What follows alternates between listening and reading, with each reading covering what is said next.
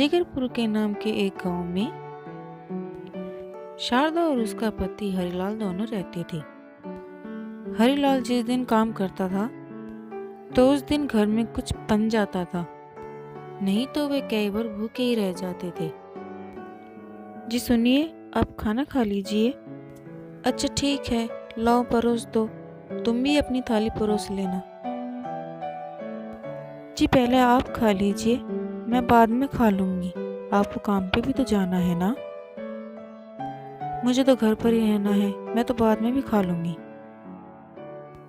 ओह, मैं समझ गया।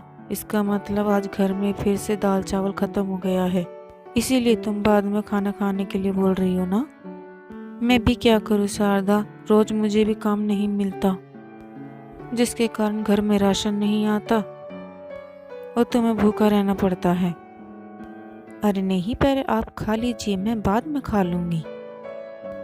अच्छा ठीक है, तो फिर लाओ, मुझे जल्दी से खाना परोस दो। जी ठीक है, मैं बस अभी परोसती हूँ। शारदा हरीलाल को घर में पका हुआ थोड़ा सा चावल ही परोस देती है और हरीलाल वह थोड़े से चावल ही खाकर घर से काम के लिए निकल जाता है। ठीक है तो शारदा, मैं काम के लिए निकलता हूँ। मैं आज पूरी कोशिश करूँगा कि मुझे कोई काम मिल जाए और घर के लिए दाल चावल खरीद कर ला सकूँ। जी आप मेरी चिंता न करें और आपको काम जरूर मिल जाएगा। अच्छा ठीक है, तो मैं फिर चलता हूँ। दूसरी तरफ एक भिखारन बुढ़िया खाने की तलाश में लोगों के घर जा जाकर खाने के लिए भीख मांगती है। वह बहुत भूखी होती है। अरे बेटा, घर में कोई है क्या? बहुत भूख लगी है, कुछ खाने को दे दो। अरे कौन है सुबह सुबह आकर यहाँ भीख मांग रहा है? कुछ नहीं है यहाँ पे, चलो आके जाओ, अपना रास्ता देखो। बेचारी वह बुढ़िया वहां से चली जाती है। भूख से तड़पती हुई वह बुढ़िया दूसरे घर जाके रुकती है और वहां जाकर भीख मांगती है। घर में कोई है क्या बेटा? बहुत भूख लगी है, कुछ खाने को दे दो, 2 दिन से कुछ भी नहीं खाया है। तभी अंदर से आवाज आती है, अरे कौन है बाहर? खाना तो खत्म हो गया है, आज तो नहीं मिलेगा, कल आ जाना। इतना सुन वह भिखारन बुढ़िया भूख से तड़पती हुई वहां से भी चली जाती है।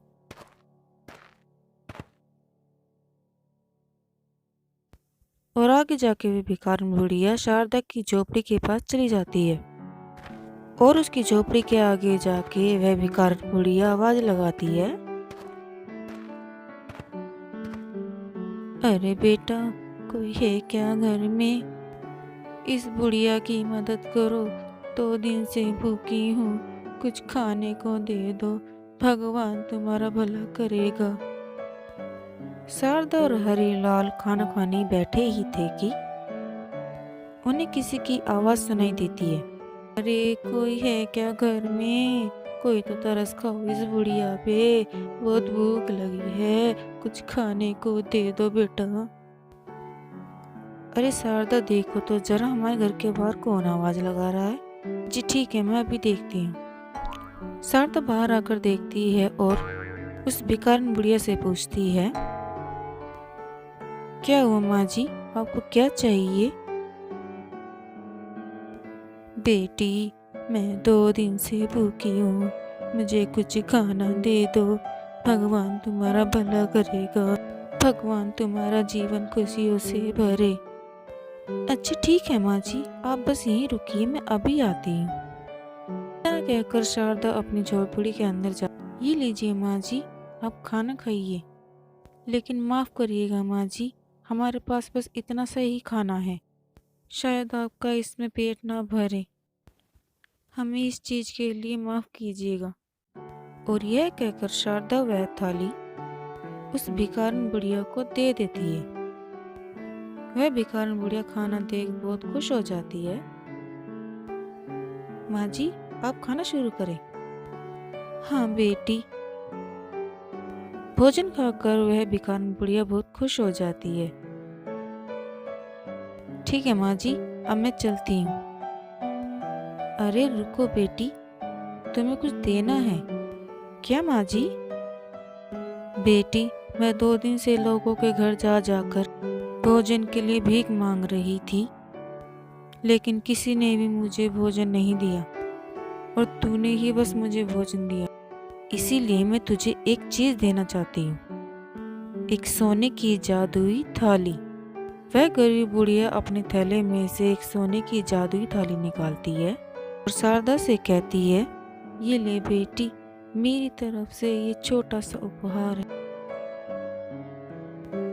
बेटी, यह एक जादुई थाली है। इस थाली से जो भी मांगोगी, ये थाली उस चीज से भर जाएगी। और वह भिखारन बुढ़िया जादुई थाली शारदा को देकर वहां से चली जाती है।